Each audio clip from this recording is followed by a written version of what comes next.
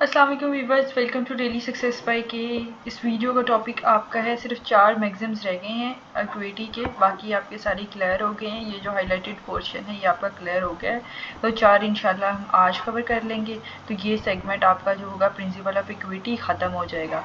सबसे पहला हम करेंगे कि he who seeks equity must do equity, या फिर ये इस तरह से भी पूछा जाता है he who comes to equity must do equity.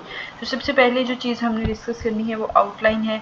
हम इसका देखेंगे कि इस मैगज़म का मीनिंग क्या है, आखिर ये जो लाइन लिखी है तो इसका मतलब क्या है। देन हम इससे रिलेटेड कुछ एग्जांपल्स देख लेंगे ताकि हमारा क्लियर हो जाए। फिर उसके बाद हम फीचर्स देखेंगे। फीचर्स के बाद आपका आ जाएगा नेक्स्ट पोर्शन एप्लीकेशन का। देन आप देखोगे लिमिटेशंस इसके अंदर क्या क्या आ रही हैं, और फिर कंक्लूड कर दोगे इस टॉपिक को। यानी आपने इस तरह से एक आउटलाइन बनानी है जिसके अंदर आपको क्लियर होगा कि आप ये हेडिंग करोगे इंट्रोडक्शन में मीनिंग लिखोगे, मीनिंग के बाद आप लोग फीचर्स लिखोगे, फीचर के बाद एप्लीकेशंस लिखोगे, एप्लीकेशंस के बाद आप कुछ लिमिटेशंस होंगी, वो लिखने के बाद कंक्लूजन लिखोगे। तो ये आपका सारा एक सवाल जो है वो कंप्लीट हो जाएगा। तो अब हम इस सवाल को स्टार्ट करते हैं प्रॉपरली यहाँ से। Meaning of the मैगज़म।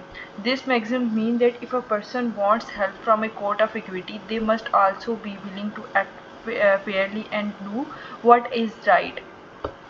यानी आप ऐसा ऐसा होता है कि अगर आप कोर्ट से चाह रहे हो कि वो आपको इंसाफ दे, तो इसके लिए ज़रूरी है कि आपने ख़ुद के साथ ईमानदारी से जो भी स्टेप्स किए हैं, जो भी काम किए हैं, वो आप ईमानदारी के साथ करें।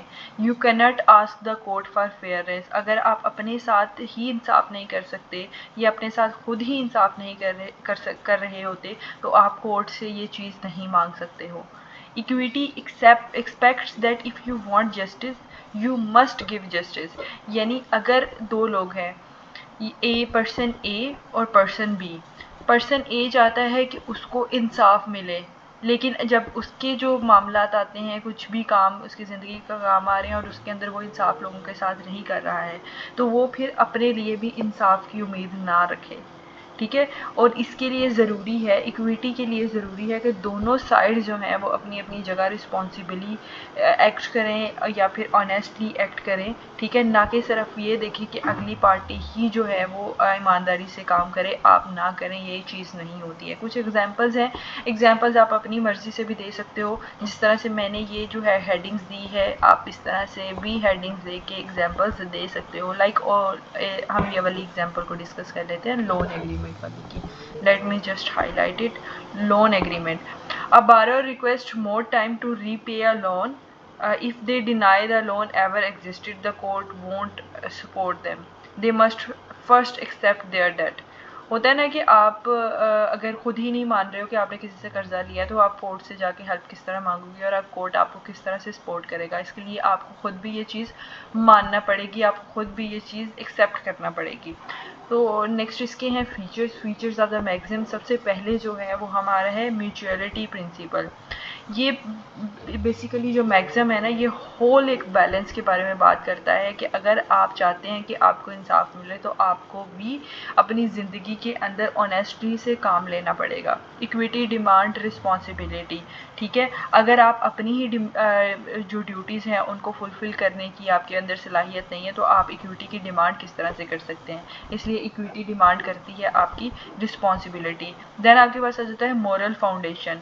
यानी आपकी ये मॉरली आपका बिहेवियर इस तरह का होना चाहिए, आपको बैडली बिहेव नहीं कर सकते हो। फॉर एग्जांपल अगर आप बैडली बिहेव कर रहे हो और उसके बाद आप एक्सपेक्ट कर रहे हो कि आपसे फेवर कर दे कोर्ट, तो इस तरह का ये सीन भी नहीं होता है। आपको किसी तरह की अब्यूज़ नहीं करनी है, आपको खुद ही जस्टिस को सपोर्ट करना है। अब हम देखते हैं कि ये जो मैगज़म है ये कहाँ कहाँ पे अप्लाई होता है। एक तो आपका कोर्ट लॉ के अंदर अप्लाई होगा, कॉन्ट्रैक्ट लॉ के अंदर अप्लाई होगा। जिस ऐसे लॉज जिनके अंदर कॉन्ट्रैक्ट हुआ है और वो आपका उसके अंदर रूल्स रेगुलेशन, आपकी ड्यूटीज़, आपकी स्पेसिफिक परफॉर्मेंस, सब कुछ लिखा हुआ है, उसके अंदर आप इसको अप्लाई करते हो। आप ट्रस्ट लॉ के अंदर इसको अप्लाई करते हो। किसी प्रॉपर्टी का कोई केस होता है उसके अंदर आप अप्लाई करते हो। फैमिली लॉ के अंदर अप्लाई करते हो। कोई आपने लोन वगैरह का केस चल रहा है उसके अंदर आप अप्लाई कर रहे हो। लेकिन कुछ ऐसी सिचुएशंस भी होती हैं जहाँ पर ये चीज़ अप्लाइबल नहीं होती है।